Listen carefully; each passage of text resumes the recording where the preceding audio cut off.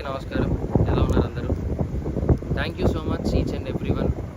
ఇరు రాష్ట్రాల ప్రజలకి అందరికీ పాదాభివందనం. నన్ను ఇక్కడి దాకా తీసుకొచ్చారు. మీ ఇంట్లో ఒకటిగా నన్ను చూశారు. ఇంతకన్నా నేను చెప్పుకోవడం అంటూ ఏమీ లేదు. గెలవలేను అనుకున్న వాడిని గెలుపు దాకా తీసుకొచ్చి గెలిపించారు.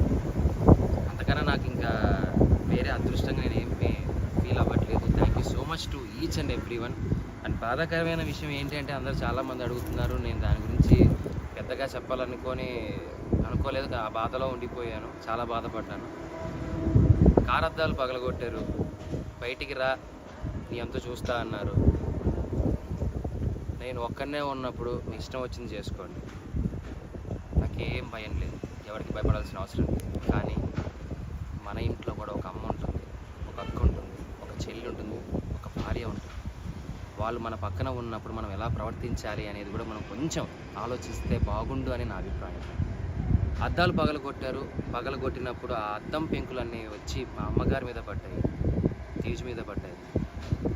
ఏమీ ఎవరికి కాలేదు కాబట్టి సరిపోయింది. అదే ఆ పెంకుల వల్ల ఏదైనా జరగడానికి జరిగిందంటే, ఆ రాళ్ళ వల్ల తల పగిలి ఎవరికైనా ఏదైనా జరిగిందంటే నేను ఈరోజు ఎవరిని కోల్పోయేవానో నాకు తెలియదు. ఇలాంటివి ఇంకెప్పుడు ఎవరికి జరగకూడదు. ఇలాంటివి ఎప్పుడు ఎవరికి చేయకండి. మీకు కోపం ఉంటే తిట్టండి, పడతాను. కామెంట్ పెట్టండి, చూస్తాను.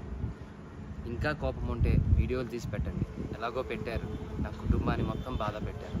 నేను ఏది పట్టించుకోవట్లేదు. ఎందుకు అంటే నేను నమ్ముకుంటే నా హీరో, నా గురువు మాస్ మహారాజా రవితేజ గారు, ఆయన వచ్చి నాకు అవకాశం ఇచ్చిన రోజు నేను గెలిచాను. నేను బయటికి వచ్చిందే ఆ గెలుపులో వచ్చాను.